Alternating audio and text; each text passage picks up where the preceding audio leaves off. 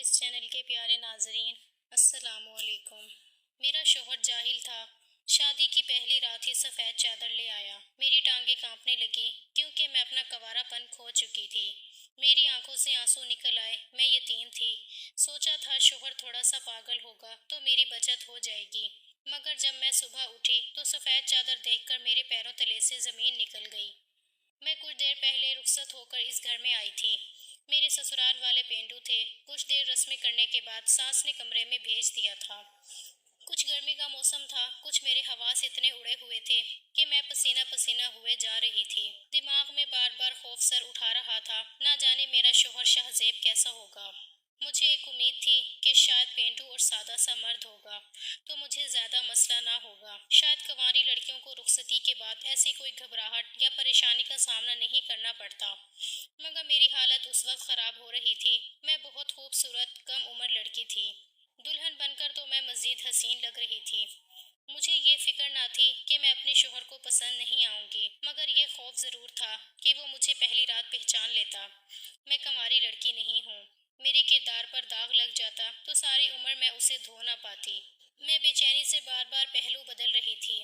رخصتی کے وقت میری ماں نے مجھے سمجھایا تھا، فکر مت کرنا، یتیموں کا اللہ ہوتا ہے، تم بھی بے سہارا نہیں رہو گی۔ اب میں اپنی ماں کو کیا بتاتی کہ مجھے کیا پریشانی ستا رہی ہے۔ مجھے خوف تھا کہ شوہر بد کردار کہہ کر پہلی رات گھر سے باہر نکال کر کھڑا کرے گا۔ نہ میرا حسن کسی کام آتا، نہ تعلیم۔ میں شہر کی پڑھی لکھی لڑکی تھی۔ عام حالات میں رخصت ہو کر اس گھر میں آتی تو شاید میری گردن تنی ہوئی ہوتی، کیونکہ میرا پلڑا اپنے شوہر سے ہر لحاظ سے بھاری تھا، مگر اس وقت میرے دل میں چور تھا۔ میں اپنی ذات اور اپنے داغ سے بخوبی واقف تھی، اس لیے اپنے سے کہیں کم تر سادہ پینڈو لوگوں میں آ کر بھی میرا خوف کم نہیں ہوا تھا۔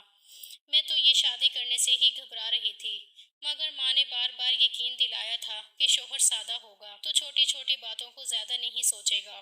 ویسے بھی ایک پینڈو سادہ مرد حسین خوبصورت اور پڑھی لکھی کے روب میں دب کر جیتا ہے۔ میں ابھی اسی امید پر شادی کر کے رخصت ہو کر آئی تھی، مگر افسوس یہی سوچ کر میری حالت خراب ہو رہی تھی کہ نہ جانے میرے ساتھ کیا ہونے والا تھا۔ ابھی میں سوچوں میں گم بیٹھی تھی کہ شوہر کمرے میں داخل ہوا۔ میرا دم حلق میں پھنس گیا تھا۔ میری توقع کے عین مطابق میرا شوہر مجھے دیکھتے ہی دیوانہ ہو گیا تھا۔ میرے حسن کے قصیدے پڑھنے لگا۔ بولا، مجھے یقین نہیں آتا میں اتنا خوش نصیب ہوں، مجھے اتنی خوبصورت اور مکمل لڑکی مل گئی ہے۔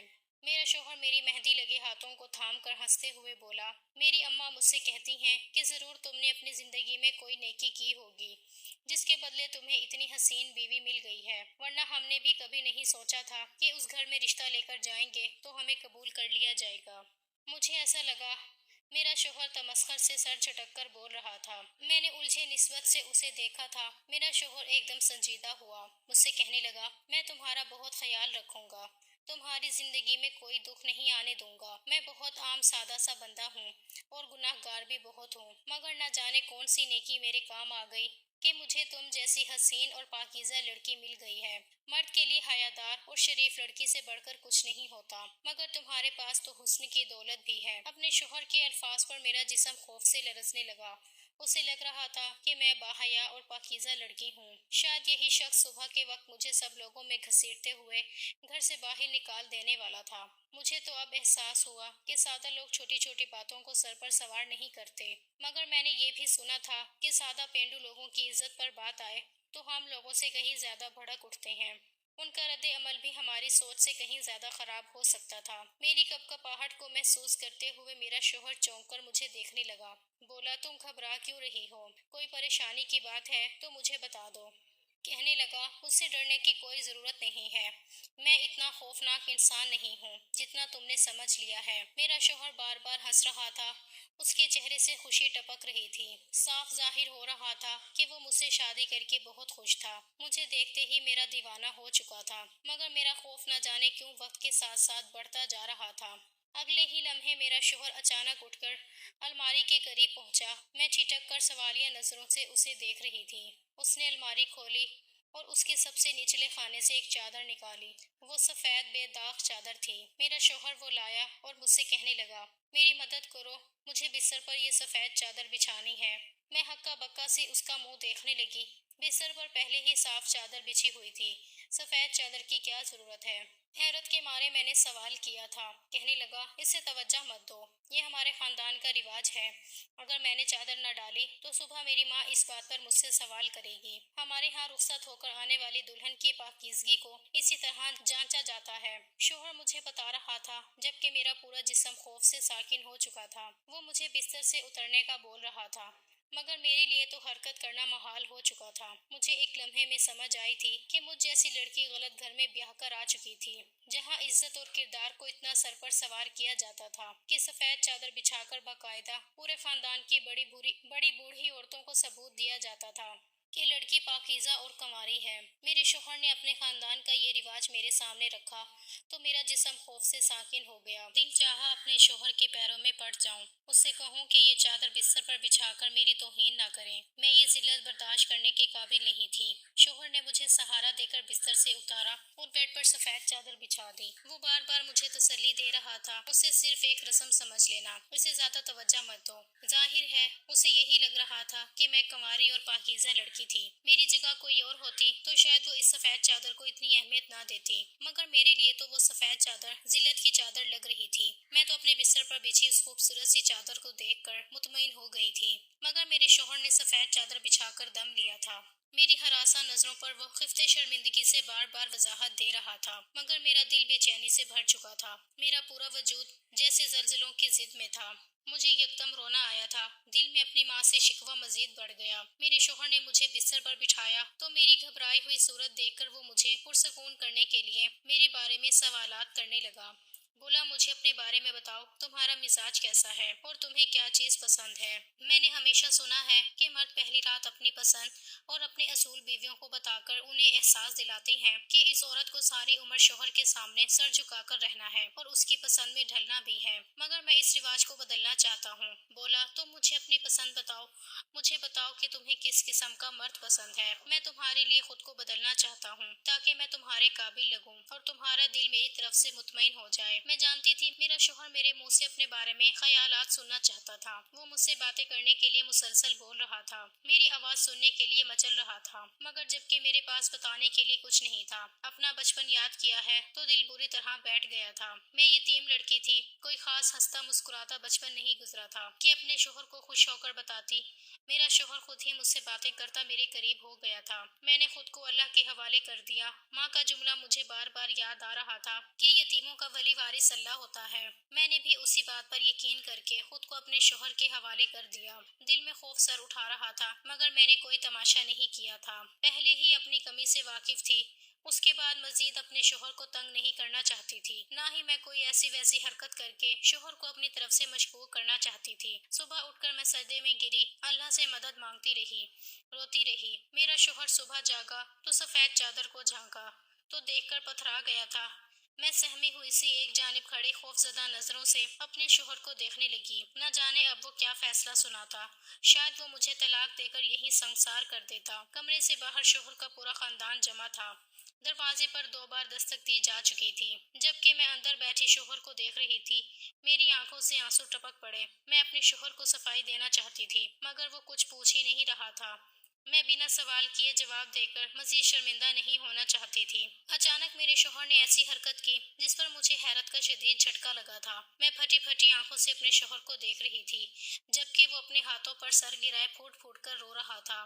میں یقین نہیں کر پا رہی تھی، وہ واقعی دنیا کا انوکھا مرد تھا۔ بیوی کو لعن طعن کرنے اور کردار کی وضاحت مانگنے کی بجائے وہ خود روتا جا رہا تھا۔ میں گھبرا کر آگے بڑھی۔ مجھے خوف تھا کہ باہر سب شوہر کے رونے کی آواز سن کر متوجہ نہ ہو جائیں، میری پوزیشن اور بھی زیادہ مشکوک ہو جاتی۔ سب حیران ہوتی کہ یہ کیسی لڑکی ہے کہ شوہر پہلے ہی روز صبح سر پکڑے پاگلوں کی طرح روتا جا رہا ہے۔ میں معافی مانگتی ہوں، میں اپنے کردار کے داغ سے واقف تھی۔ پھر بھی شادی کر کے تم جیسے شریف مرد کی زندگی میں چلی آئی۔ میں نے اپنے شوہر کو صفائی دینے کی ناکام کوشش کی تھی، مگر ابھی میں نے خاموشی باندھی تھی کہ میرا شوہر جھٹکے سے اٹھا۔ میں گھبرا گئی اور کہنے لگا، اس چادر کو اٹھا کر کہیں چھپا دو۔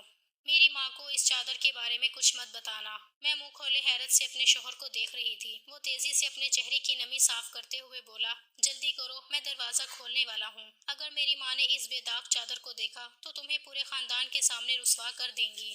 اس چادر کو چھپا دو۔ میں اپنی ماں سے کہہ دوں گا کہ میں چادر بچھانا بھول گیا تھا۔ میں بری طرح الجھ گئی۔ میں تو اپنے دماغ میں وضاحت اور صفائی کے الفاظ جوڑ توڑ کر رہی تھی، مگر شوہر کی بات نے مجھے حیرت زدہ کر دیا تھا۔ آگے بڑھ کر میں نے وہ چادر اٹھا لی اور اسے گول مول کر کے صوفے کے نیچے چھپا دیا۔ میرے شوہر نے دروازہ کھولا تو میری ساس اندر داخل ہوتی مجھے پیار کرتے ہوئے سیدھے بستر کی طرف گئی تھی۔ شاید وہ سفید چادر دیکھنا چاہتی تھیں، مگر بستر پر چادر موجود نہ پا کر وہ بری طرح چٹک گئی تھیں۔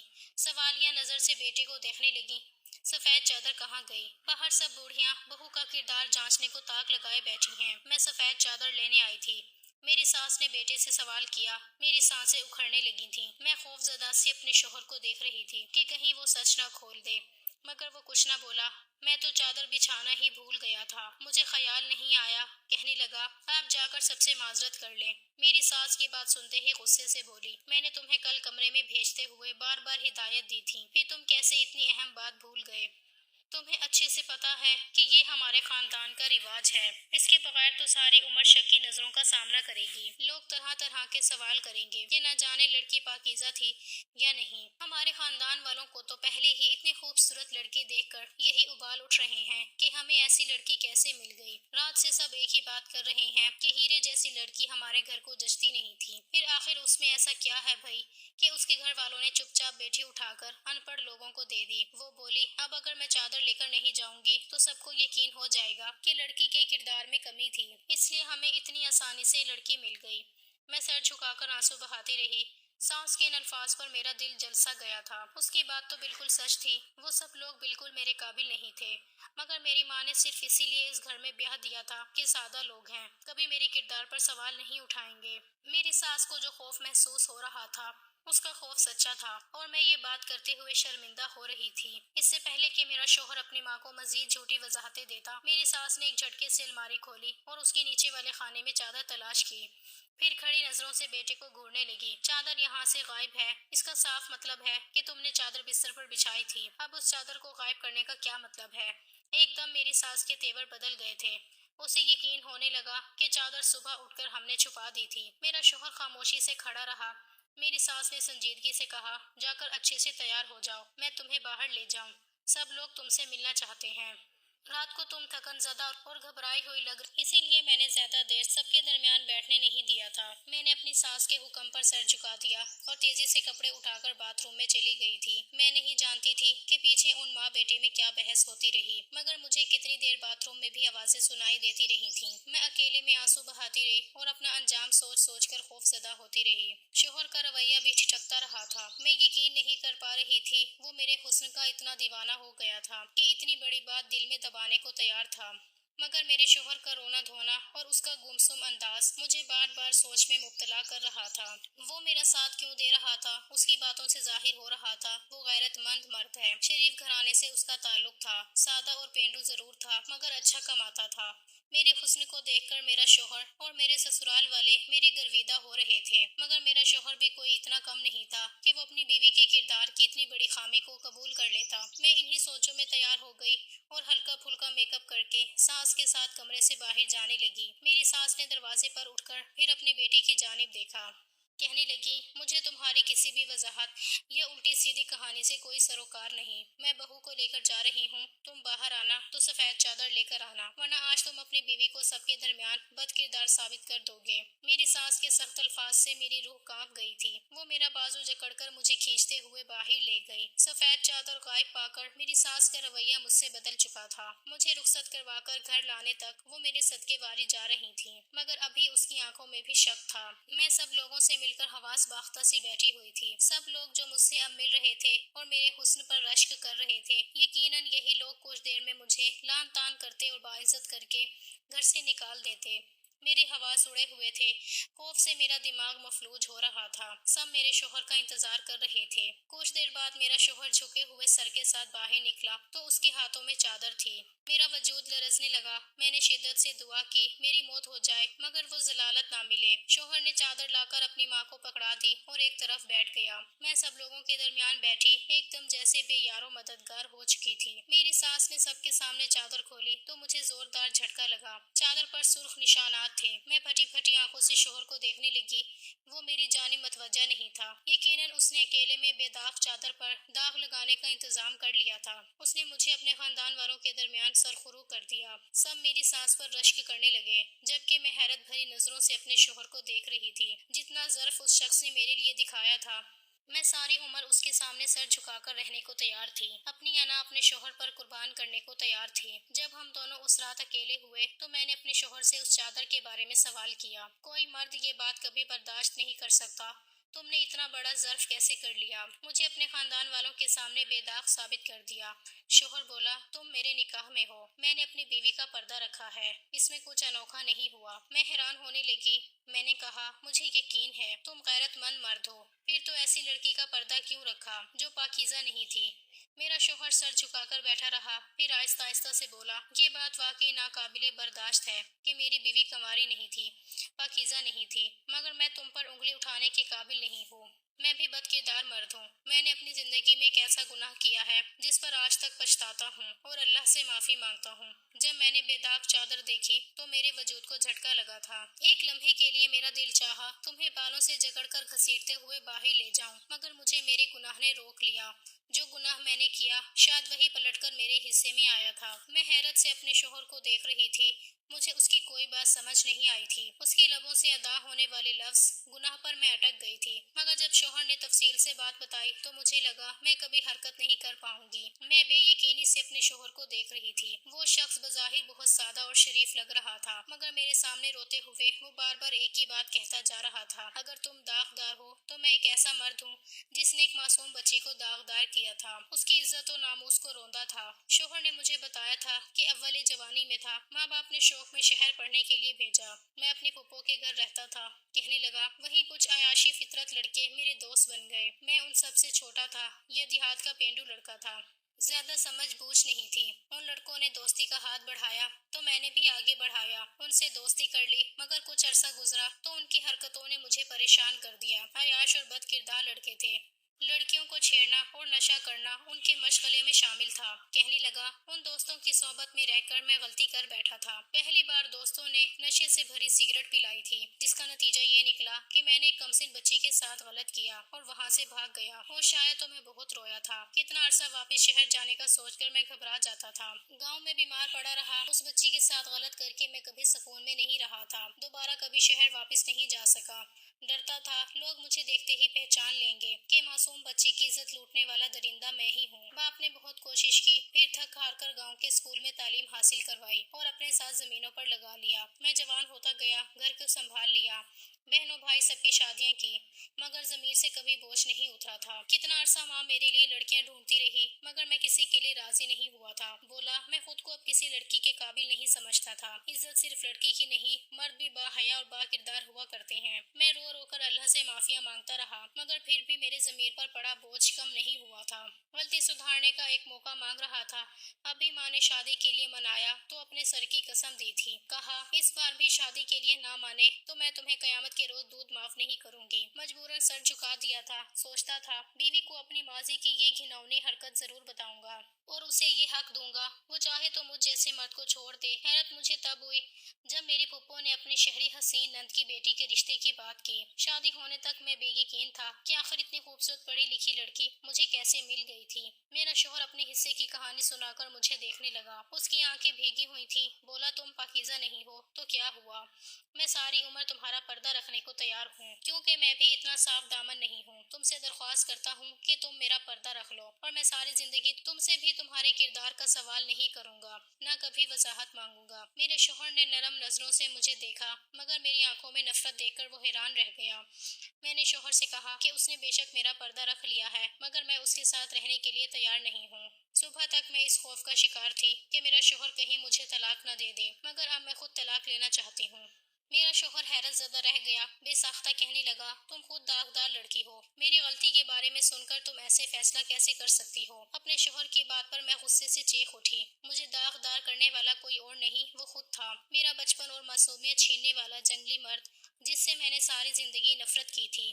میں سوچ بھی نہیں سکتی تھی اللہ مجھے اسی مرد کے نصیب میں لکھ دے گا۔ میں یتیم لڑکی تھی، دنیا میں آنکھ کھلتے ہی باپ کا سایہ سر سے چھین چکا تھا۔ ہمیشہ سب سے یہی سنا تھا کہ میں سیاہ بخت ہوں۔ میری والدہ کو جب ماں بننے کی خبر ملی تو میرا باپ قابل علاج بیماری میں مبتلا ہو گیا تھا، اور جب میں پیدا ہوئی تو وہ دنیا سے چل بسا۔ باپ کی موت کا الزام مجھ پر آیا اور میں منحوس ٹھہرائی گئی۔ نتیجہ یہ نکلا کہ چچا پھوپھیوں کی نفرت کا نشانہ بنی رہ گئی۔ گھر میں ہر بندہ مجھ سے نفرت کا اظہار کرتا تھا۔ میری ماں کو میں بہت عزیز تھی، کبھی مجھ سے نفرت کا اظہار نہیں کیا تھا۔ میری ماں کی توجہ نے مجھے بچپن سے سلیقہ مند اور سمجھدار لڑکی بنا دیا تھا۔ جوں جوں میں بڑی ہوتی گئی، میری کم گوئی اور فرما برداری مجھے گھر والوں میں نمایاں کرنے لگی۔ پھپھو دادی آہستہ آہستہ اپنا رویہ بدلنے لگیں، کبھی کبھی پیار کر لیتے۔ ابھی میری زندگی کچھ آسان ہونے لگی تھی کہ 10 سال کی عمر میں میرے ساتھ وہ ایک حادثہ ہو گیا۔ میں نادان تھی۔ گرمیوں کی خاموش دوپہر میں ماں اور گھر کے سب لوگوں کو سویا ہوا پا کر چیزیں خریدنے گھر سے باہر نکل گئی اور نشے میں مبتلا ایک لڑکے کی درندگی کا نشانہ بن گئی۔ میری دادی اور پھوپھی جو میری طرف سے کچھ اپنا دل صاف کرنے لگی تھیں، پھر سے منتخب ہو گئیں۔ مجھے گندگی، داغدار اور منحوس لڑکی جیسے الفاظوں سے نوازا جانے لگا۔ میں نے پورا بچپن اسی ذلت میں گزارا تھا۔ پھر پھوپھیاں رخصت ہو کر اپنے گھر چلی گئیں۔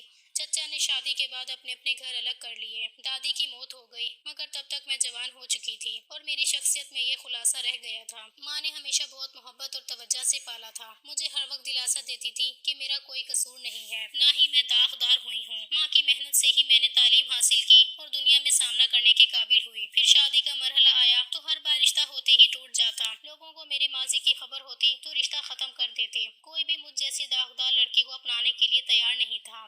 بچپن میں نے جو ظلم جھیلا تھا اسے میری خامی بنا دیا گیا۔ تب میری پھپھو نے مجھ پر اور میری ماں پر احسان کرتے ہوئے اپنے دیہاتی سسرالیوں میں میرا رشتہ طے کروایا تھا۔ میں اس پر بہت غمزدہ ہوئی تھی، مگر ماں نے مجھے پیار سے سمجھایا کہ سادہ مرد ایک بار بیوی کو دل میں جگہ دے دے تو اس جیسا مان کبھی کوئی نہیں دے سکتا۔ اپنے سسرال والوں کی خدمت کرنا، انہیں خوش رکھنا، تو وہ بھی تم پر اپنی جان لوٹا دیں گے۔ میری ماں بیمار رہنے لگی تھی، انہیں خوف تھا کہ ان کی موت کے بعد میرا کوئی سائبان نہیں رہے گا، اس لیے انہوں نے مجھے سمجھا کر اس دیہات میں بیاہ دیا تھا۔ مگر اب شوہر نے اپنے بارے میں سب بتایا تو اسی محلے کا نام سن کر میری روح زخمی ہو گئی تھی۔ میں نے اپنے مجرم سے ساری عمر نفرت کی تھی۔ اللہ نے مجھے اس کی زندگی میں شامل کر دیا تھا۔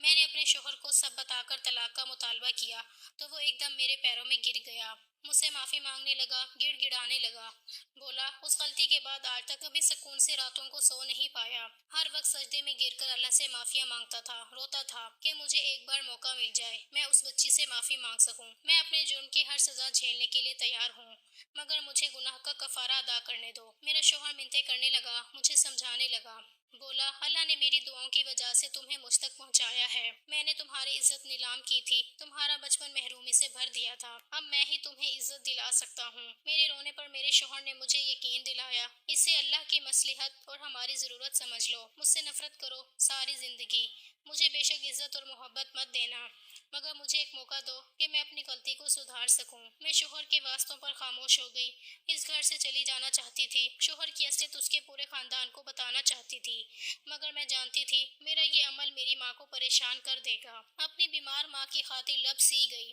اور مجبوراً آج شوہر کے ساتھ رہنے لگی۔ ہماری شادی کو 3 سال ہو چکے ہیں، میری ماں وفات پا گئی، میری ایک بیٹی ہے، شوہر نے ہمیشہ عزت دی، قدر کرتا ہے، مگر میرا دل اس سے اب تک کھٹا ہے۔